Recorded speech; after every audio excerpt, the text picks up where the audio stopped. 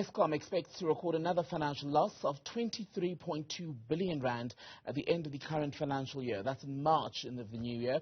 It's due to reduced energy generation, persistent power cuts, and overspending on emergency diesel reserves. Let's speak more about this with Eskom Acting Chief Financial Officer Martin Buys. A very good evening to you, Martin. Good to have your time tonight. So how much more difficult is this expected loss making your job as the Acting Chief Financial Officer?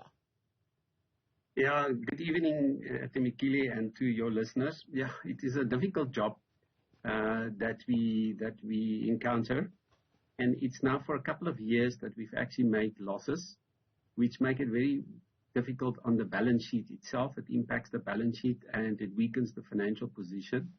However, the support that we get from National Treasury will definitely help us in managing the liquidity position. So from that perspective, it is manageable, and when you look at it, you know, we've realized a profit of 1.6 billion for the first 6 months of the year, and we're projecting a loss of just over 23 billion. It just shows you how seasonal Eskom is. And you were able to make the profit of about 1.6 billion rand in the main, am I right, due to the fact that there's increased electricity demand over the winter period, which Eskom is not really able to fulfill as far as meeting that demand at all times. But that's when people use electricity at the highest level, so therefore there'll be more money coming in from there. Given how unsustainable that is, how do you take that momentum, if we could even call it that, brief as it may be, and turn it into something more longer term? Because ultimately the goal is for Eskom to become self-sustainable. Yeah, if you look at the results and you look at it, then there's two big elements impacting the financial results. First of all, if we can improve the plant availability and you can avoid load shedding or minimize load shedding, that will help quite a lot. In other words, then we're not going to rely so much on the diesel plant. You know, a diesel plant is actually designed for those peak periods where you now need some support for a very short period of time. And that is why you want a diesel plant available and any of the peaking plants available. And if we can improve the plant availability from the coal fleet, it will mean that we will rely less on the diesel. And that will have a big impact on the financial results of Eskom. That's the one issue. The other issue, of course, is the increase in overdue Munich debt. For the first 6 months of the year, we've realized something just over 6 billion, which we could not recognize in terms of the revenue to comply completely with IFRS. And those two factors had actually quite a big impact on the results of Eskom. And of course, we've also going to include the fact that because the plant is not performing, we also spend quite a lot of money on fuel oil, because every time that a plant goes out, you have to restart it, and you use fuel oil to restart the plant. That means you're moving, I don't say moving further, but you are much further still from the objective, the goal of becoming self-sustainable. What is the forecast as to when you will get there? Because it has moved quite a few times over the years due to the various factors which you've just outlined. Yeah, look, we have done some planning, and we believe that in 3 years' time we will at least break even. In 2025, we will see an improvement. And when I say improvement, we will still make a loss. And then in 26, 27, we will actually break even, and thereafter we will start making profits. Also taking into account that during the debt relief period, which government has provided Eskom, we're not allowed to enter into any more debt. In other words, what will happen then is that your interest bill will start also reducing or flatten out.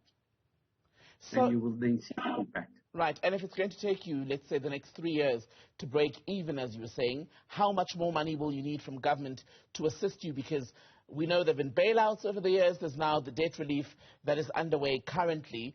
How much more will you need in terms of actual money, a cash injection?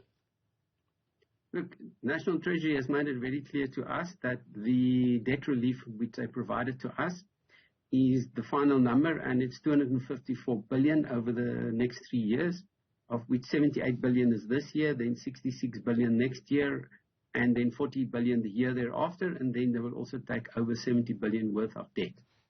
And by that time, the debt of Eskom will be below the 300 billion rand mark, which the size of Eskom's balance sheet will actually be manageable.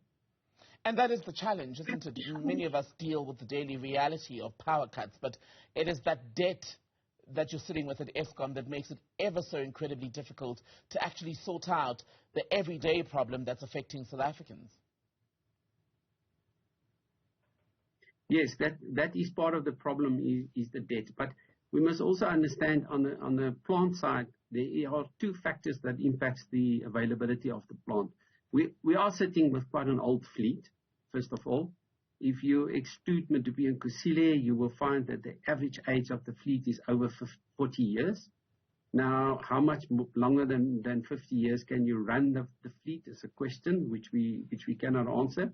But then the other issue is because of the fact that there is not sufficient capacity in the country.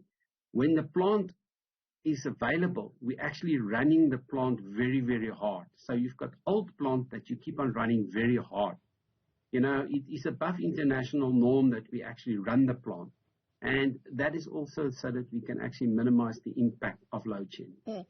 And to what extent is the engineering or the technical side speaking to the financial side? Because these are two separate disciplines that have to work well together in order to fix this utility, which has faced many problems, among them that rotating door of senior management.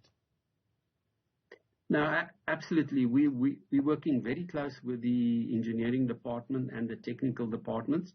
And the reason for that is that we've got to make sure that we have got sufficient cash, and we've got to make sure that we provide them upfront with the necessary cash.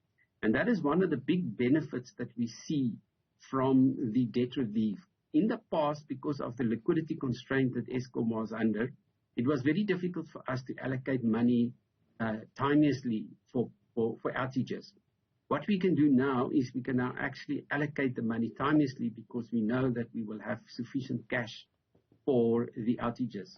And when you have an outage, quite often you have to place contracts for long lead items well in advance, up to 18 months before you do the outage. So now we are in a far better position that we can actually plan the outages more accurately. Mm. Does that mean you're going to be seeking another steep tariff increase application in order to make up for this financial burden? Look, the next year, the price increase that NERSA has granted us is 12.74%. And then in the next calendar year, we will submit for the next 3 years, which will then be FY 26, 27, and 28. So we're not sure what NERSA is going to do in that regard. We understand that there could be some new methodology that they're going to implement. Do you have a ballpark figure for what you would want over that 3-year period? Have you been able to work that out yet? No, look, we haven't worked it out exactly, but we believe that we can get away with something a little bit higher than inflation, but we will still have to go and do all the calculations. Double digits still? I'm not sure that we're going to get to double digits. That time will learn. And lastly, I want to go to the issue of the diesel reserves, which we know you're having to rely on much more than you would want to as a result of the failing infrastructure and pressure to keep the lights on to some extent. You're expecting now that you'll spend about 32.2 billion rand on diesel in the financial year ending in March next year. How much will that get us as far as days without load shedding? That's very difficult for me to answer you on that question because it really depends on what the demand is at a specific time. We do expect that during this period where everybody is now going on leave and the demand drop completely, and from this weekend on we will see the demand drop, that we will most probably be able to provide some relief to the consumers. And then coming into the first quarter of the next calendar year, yes, then when it starts picking up, we will definitely see an increase in demand. And what we will do during this period is we will do a lot of maintenance to see how much we can impact or lessen the impact of load shedding. The diesel budget was 27.9 billion rand, now about 32 billion rand. Could it go beyond that between now and March? Look, if it goes beyond that, it will not be substantial beyond that, because we also have to watch our budget and our liquidity position. We know that we can exceed the diesel budget, but we've got other budgets that we can actually allocate to the diesel budget that is at this point in time underspent. And we are confident that they will not be able to catch up. So all in all, we are still managing within the budget in total. Martin Buys, good to speak to you, Acting Chief Financial Officer at Eskom. Thank you for your time tonight.